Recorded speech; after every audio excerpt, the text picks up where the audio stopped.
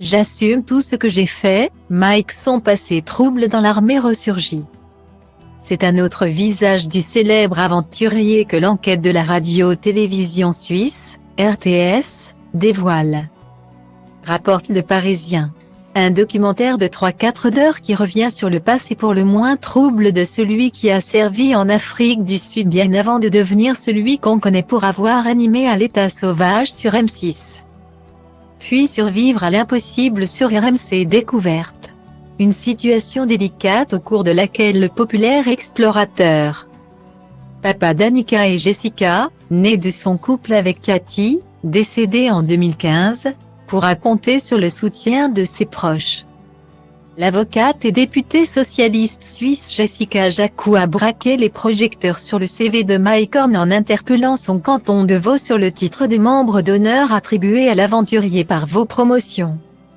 L'association qui veille à la notoriété et à l'attractivité de la région.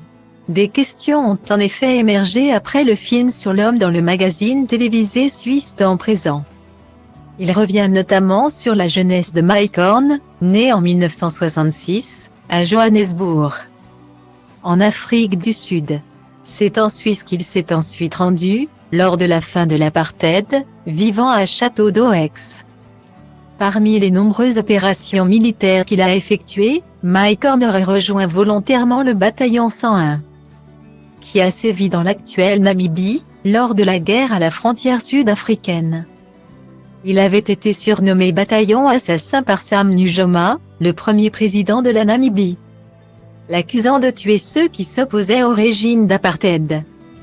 Face à ces accusations, Mike Horn s'était personnellement adressé à la production de Temps Présent dans une lettre, expliquant n'avoir fait qu'obéir aux ordres dans le cadre de son service militaire obligatoire, précisant ne pas être présent lors de l'une des opérations très critiquées du bataillon 101, à qui l'on reproche d'avoir assassiné le dirigeant Emmanuel Chifidi à Windhoek en 1986.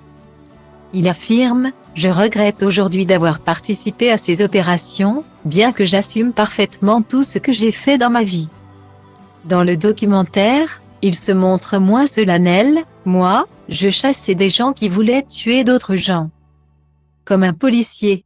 Je ne cherchais pas à tuer mais à empêcher des mauvais éléments de tuer des gens que j'aime. » Il précise aussi que les expéditions militaires faisaient partie de sa vie comme aller acheter des croissants. Sur Instagram, sa phrase publiée prend alors un sens particulier, « La vie n'est pas tout le temps facile. Et si on construit que ce qui est facile, dans les moments difficiles, on est perdu. » Guillemets. Quoi qu'il arrive, celui qui vient de vadrouiller avec le chef Philippe Etchebest ne va pas se laisser écraser par la polémique.